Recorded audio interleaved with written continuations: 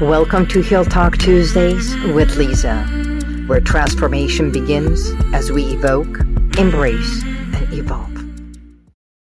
Greetings, and welcome to Heal Talk Tuesdays. This is Liza. It's so good to be here with you, isn't it? And this is amazing because today is the 11th, 7/11. And what does 7/11 remind me of? Power numbers, 11, steady, strong, and we stand up for who we are. Oh, wow. Okay. Right? So welcome to all of you who are present and with us.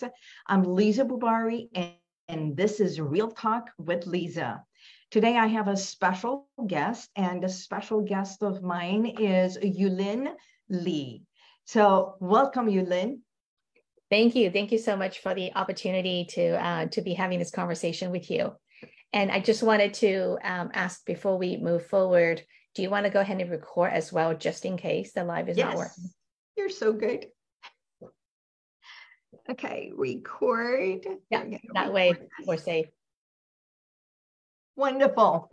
So I am so excited for today because you and I met over about 2 years ago. And everybody asks me, why do you go to all these places and seminars and everything? This is exactly why I love going to seminars, to retreats, to a lot of things, because we get to meet special people who become special in our life. And we've known each other for about 2 years, and I just adore who you are. Oh, and thank you. And of course, the picture is there. The person is real. And let's talk about unleashing who you are and about your book. So we're going to talk about all of that. So again, welcome, Yulin. Thank you. Thank you. Okay, so we met, and I want to go back to the beginning. We met because we are both co-authors on the book, The Powerful Female Immigrants. Mm-hmm. And when I read your story, it was so heartwarming. Oh, thank you. Yeah, you talk about your life in that book, that you came to the United States when you were 13 years old, right? Yeah. And so many of us have this conception that, being Asian, you must be very smart, you must be very powerful or influential, and also rich and everything. So the beginning of your life was not affluent. Far from that. I was born in China. And so, back then, this is more than 50 years ago in China, is a very different world than what it is today. And so, my background is really coming from very, very modest, and it's not that, our family were particularly poor. It's just like the whole country was the state of the whole country, where we literally just had enough food to eat and roof over our head, but never really had more than that. And so I growing up, I did not have one single toy, believe it or not. So my childhood memory was playing in the alleys with the other kids with rocks and rubber bands. So that was our entertainment for the year, for the childhood. You say something like that, and yet I think one of the things that are lacking for children nowadays is play. Outside and with other children instead of just this telephone. That's right. iPad. That's right. And that's why, writing this particular book, The Powerful Female Immigrant, it actually made me to really kind of go back to my life before the US, which, I've been here for 42 years. And so it's been a long journey, and I've spent most of my life here. And so it was actually kind of a nice, walk down the memory lane. And what I really realized is that growing up, I never had money, but because the way I was brought up in our family, that I never felt poor. And so I this is a very key, one of the key messages that I wanted to give to everyone as a money coach, is that how you feel about yourself, your self-identity around money has nothing to do with how many zeros you have in the bank account. It's all inside of you. And when you feel rich and powerful, and that's coming in from inside your own, inner power, then, it doesn't matter. But I say it, but then at the same time, when you are powerful inside, you naturally start accumulating wealth. It becomes easier. And so oftentimes the tug of war, the mental struggle is really what's blocking us from having more wealth. Okay. So I have some notes over here. We're going to be talking about that. And so one of the things is you come into this country, and yes, you're talking about the struggle and your parents and translating for your parents and everything. And you go to the university, you learn computer science and become a software engineer, right? Mm-hmm. Okay. Which brings you to a level of status, knowing, education, right? Mm-hmm. So at what point does Yulin realize that who I am is more than my title, it's more than my education, it's more than being a daughter or a wife? Yeah. And I know you're a mom to a beautiful, beautiful girl. So how do we come to understand that money does not make me who I am, but I make? So do we have money blocks? We all do. I think Okay. we all do, right? But to answer your first question, at which point from in my own personal life became that point of starting to shift like internally. And I think that was probably when I was around 35. Okay. And looking back, that was really the start of my personal growth journey onto this more kind of a spiritual path. Before that, I was like any other typical younger people, especially from the Asian families.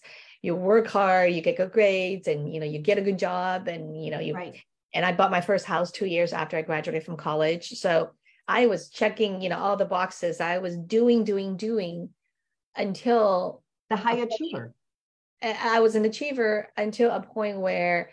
And it wasn't like intentionally I said, oh, I'm going to do this. It just naturally came on. But it naturally came on as actually unhappiness. I was going through a phase where I was very, very unhappy with myself. And, even I remember my mom would say, like, what's wrong with you? You have everything. Like you have a good job, you have a good husband, you have 2 kids, you have, beautiful life. Like, what more do you want?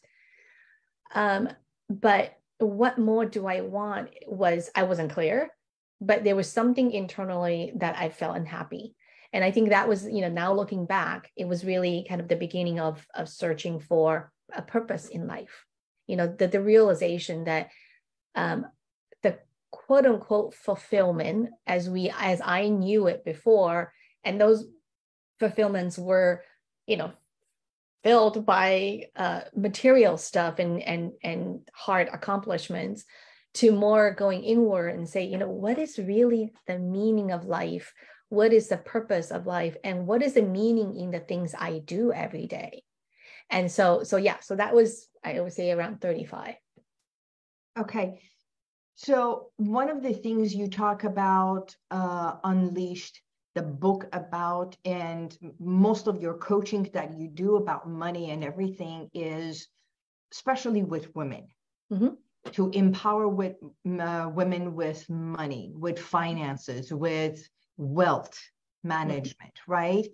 So, I was watching a movie.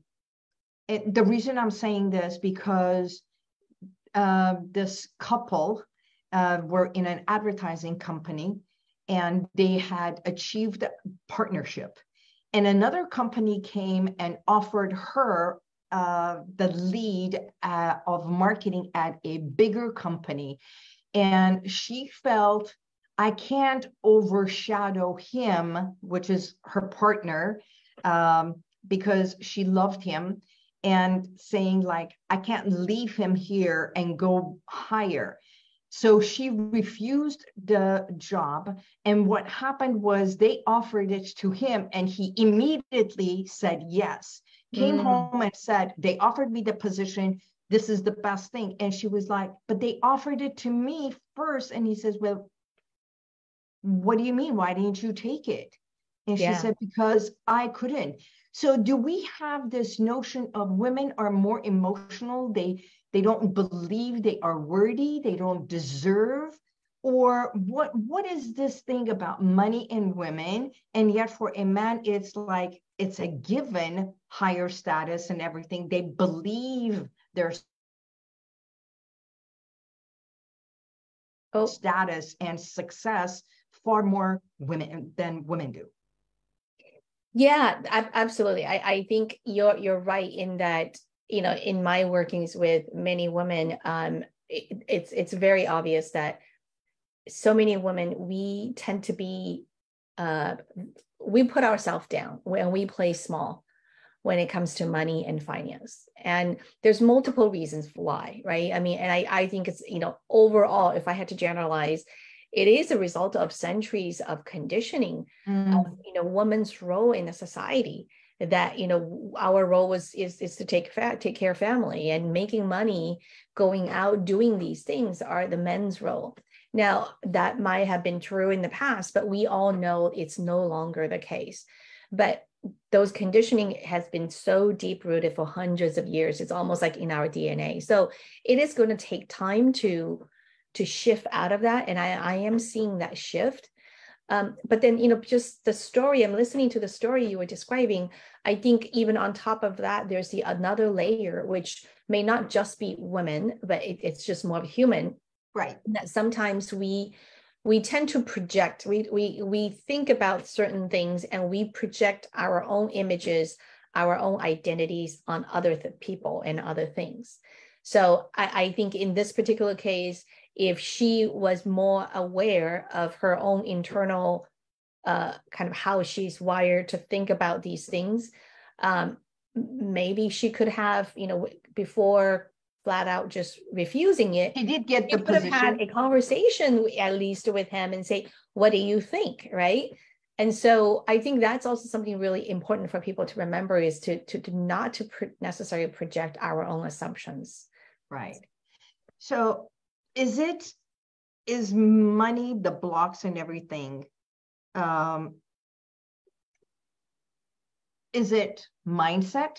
Is it a belief? Is it our family values? Or is it self-worth? And how do we come to overcome such blocks? Yeah, well, you know, it's a ball of everything, right? All mixed together. And so, I mean, that is literally the work that I do with clients is, you know, I like to make the analogy of, it's like, it feels like it's a peeling an onion, right? So you start working on the outer layer. Yeah. And then you find something else underneath, and then you peel away another layer, and you peel another layer. And then really at the core of it, that is your true self. That is, you know, your beautiful self, that with everything you need and all the power you need to do anything in the world. But it is those layers, and where those layers come from, you know, society, family, and all of that. So how do we overcome it? I think, you know, one of the most important thing is to really reframe how we think about money and how we look at money. To me, money is just like anything else in our life, you know, whether it's health or relationship, it's something that needs to be nurtured. But the thing is, you know, with health and relationships, for example, we all know we need to have good health. And we all know we need healthy and good relationship in our lives, because it would be healthy for us as human beings. We need connections. But we don't automatically think we also need, you know, good money environment and you know, situations, because we've been also, again, conditioned to think of money as the source of evil. And, you know, we hear all that, you know, that everywhere. But, you know, so this is where we need to kind of step back and say, you know, money is just a tool. It's just a tool that we actually created. Like, human created this money thing. In the past, it was just bartering. So it's just a tool that we created. But what makes money so powerful is that it actually brings out the good and the evil in all of us.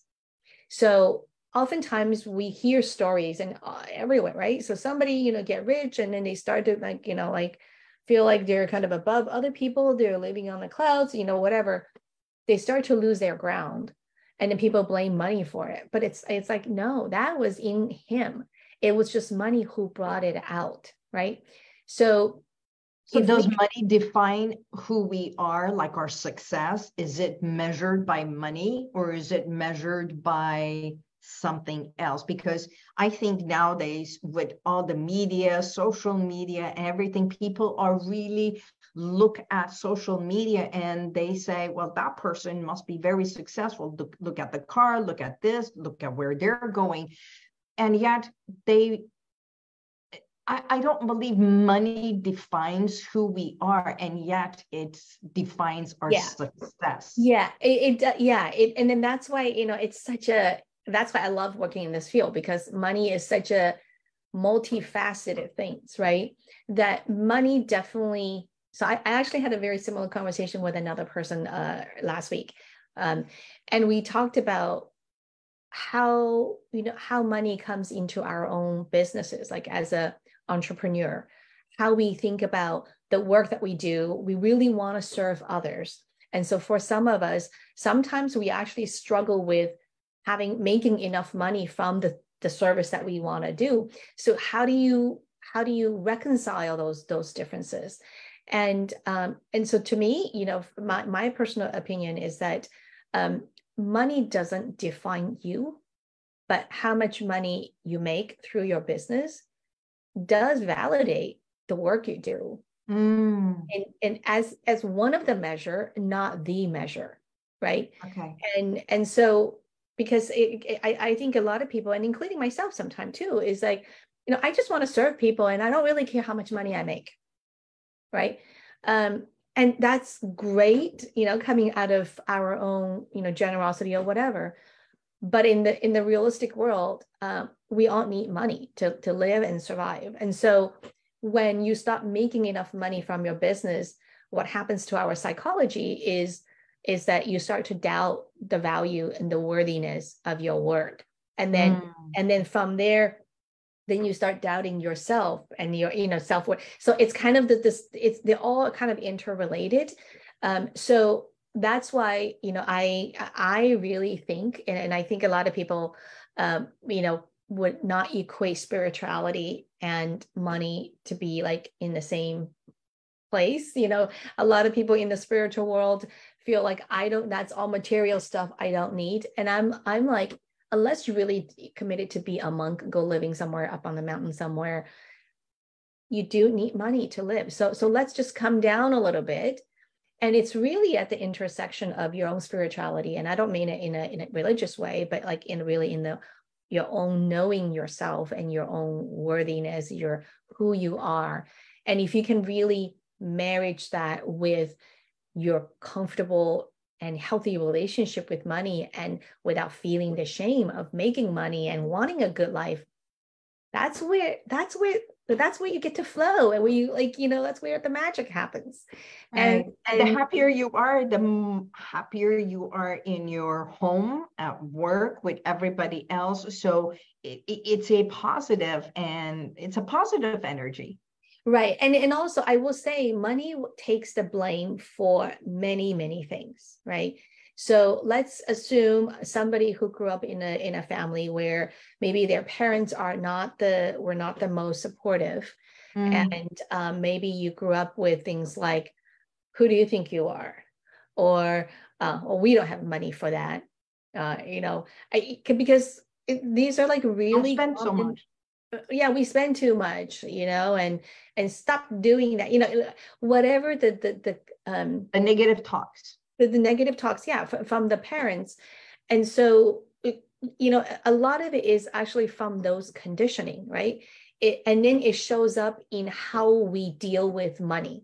So again, money wasn't the source of lack of self-worthiness. The lack of self-worthiness actually came from somewhere else, but we manifested it in how we actually deal with our money in our day-to-day life. And so that's why I said, it's such a, ball of wax that we need to like really just pull out the different pieces and then cut through this clutter of all this mental struggles and fighting in our head and in our emotions to really get to a peaceful place where you feel completely aligned with the work that you do and the amount of money you make, and without feeling the shame and absolutely enjoying what you have.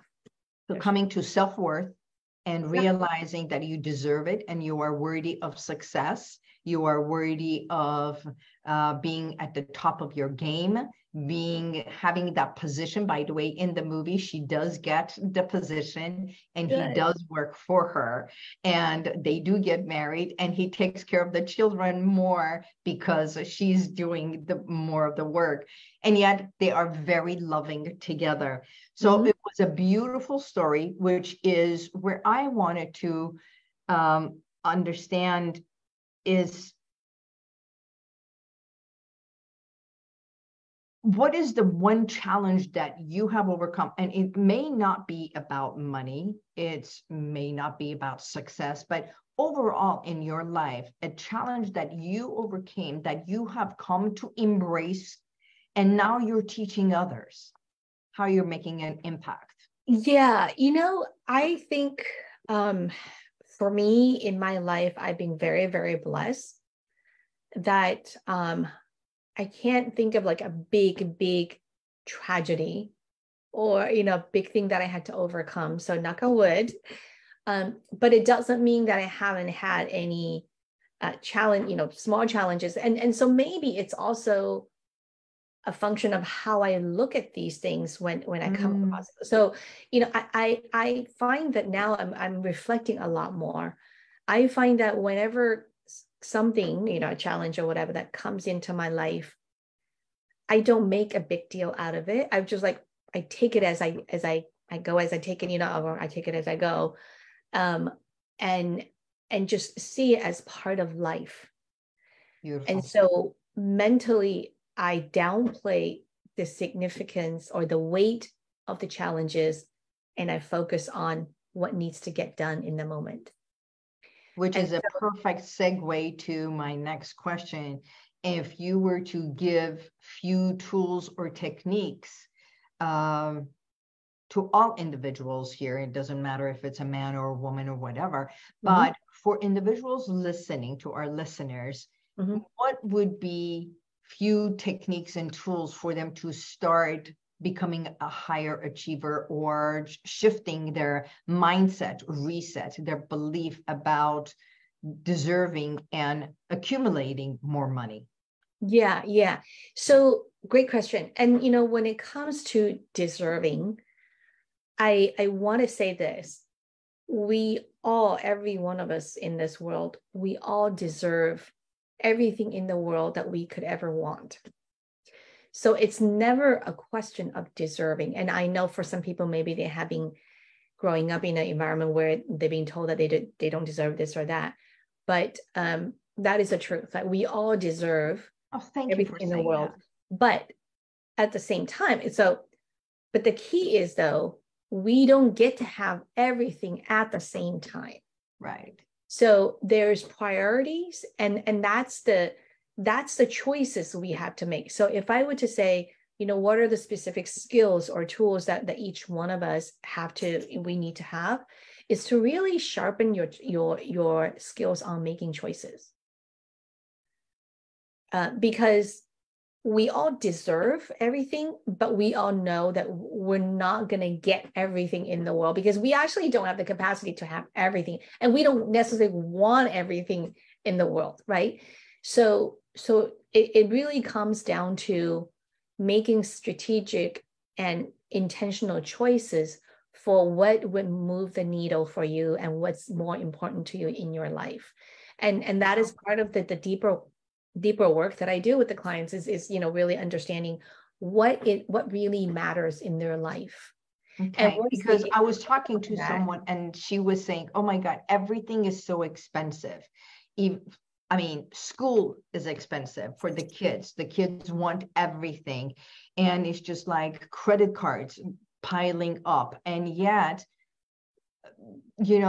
life still goes on. All the bills have to be paid. So how do we start managing and saving? Mm-hmm. Yeah. So you know what? Then, so the first step is, again, it is absolutely critical that we turn inward to really understanding who we are, creating healthier relationship with money. Now, beyond that, on the practical level, it comes down to the grit, right? It comes down to establishing a money management habit. So create a budget, track everything you spend. I just had a class with a 20-year-old, right? Teaching them how to use a budget worksheet. And and then you track it. So money is like a sports.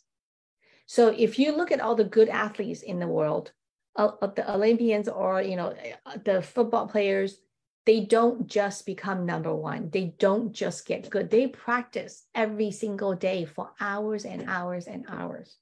Correct. You don't need to do that, but you do need a structure where you actually practice on a regular basis. And if you actually do it right, it doesn't have to be a lot of work. We just don't have the habit of doing it. And so once you create the habit, then it's a matter of like once a month, or maybe 2 times a month, where you check certain things in your finances, and you, on a quarterly basis, you review your overall finances. And on a yearly basis, it's absolutely critical that you do financial planning every single year, and to see if there are any things that need to be adjusted from last year's, and maybe you have some new goals.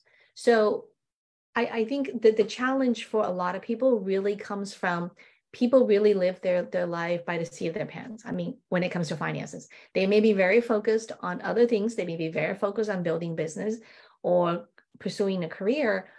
But when it comes to personal finance, I find most people don't have that discipline and habit. And that's really what it takes. I mean, if you're talking about how to start saving, there's no special magic to it. It's actually quite simple. You just have to do it. I don't know if that answers your question. Yes, it's one of the habits. They say, pay yourself first. Mm-hmm. Yeah. And that's one of the practice, right? When you're having especially when you have your own business, but it's the same thing, even if you're a salary worker, right? Is that when you take the income from your paycheck, what do we do? In most cases, people just pay this, and then spend on certain everything. And then it's like, oh, well, I only have $100 left. Okay, that's the savings. Versus thinking, I'm making this amount of money. I want to save $500 a month. And so if I take that first, pay myself first, then I only get to spend whatever's left over, right? So it's completely shifting the priorities in life. I think for most people, especially in American society, they prioritize expense over savings. So that's the result of it, is because we don't save enough, and people don't save enough because they prioritize expenses, spending first. I like that. They prioritize expenses first over saving and investing. Yeah. So I'm so sorry. That's a validation. Now I automatically say that's a validation. That's so true, because having my own business, I have to prioritize everything else, who to give before I take it myself. So thank you very much for the reminder, which I'm going to. Yeah. I would definitely, I would definitely say, focus on your need first. This is how much money I need to make this month. And then the rest is what I get to spend. And it actually forces us to become more efficient with our resources too. And that's wonderful, because I usually say, okay, this is how much the expense is, this is how much I have to make, and then everything else is, anything above that is mine. Right. Yeah. So we need to completely shift that order. Yes, which is a great point. I mean, this was worth everything. So I just got therapy, ladies and gentlemen. Which reminds me to share that I hope you will be attending our 3E event. And for any of our viewers, Yulin hopefully will be at our 3E event in September, and you'll bring your books and everyone can come and meet you. You might even do not only sell your books, but also do an autographed book signing and everything. Yeah, I would love that.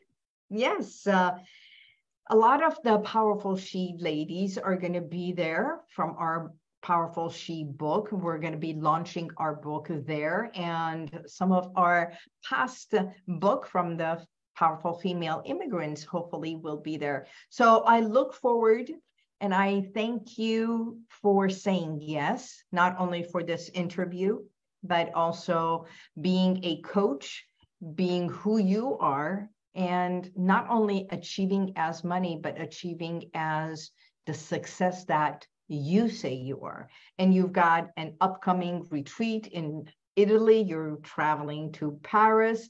And above all, I want everyone to know, Yulin is an amazing photographer. Oh, thank you. I'm actually an amateur. I started learning a couple of years ago. But again, I think this is part of what I enjoy so much of my own lifestyle right now, is that I'm in a place where I'm working, doing the work that I love, and I get to enjoy the things that I want to enjoy in life. And so that is really the ultimate goal of us, whatever career you're in, whatever business you're in, to make money. Like, why? Well, it's because, at least for me, I want to be able to live the lifestyle that I want. And so I'm really, really happy and wanting to bring more women onto the same journey with me. Amen. So thank you all for being present. And today's episode was wonderful. And one thing I love is on our dollar bill, right on top, it says, "In God we trust." And it's got its own energy. So every dollar bill, every money, everything that we touch in life, even the relationships that we create and we invest in, right, is all energy and love and abundance. Yeah, absolutely. So thank you so much for being on Real Talk with Liza. And for those of you who are watching, I look forward to seeing you at our event, and especially next week. Until then, God bless you, and may the universal light surround you always. Thank you, Yulin. Thank you. Thank you for being here. If you want to check out some of the testimonials that I've got, click right here. But if you want to go back and watch other videos from a week ago, 2 weeks ago, even a year ago,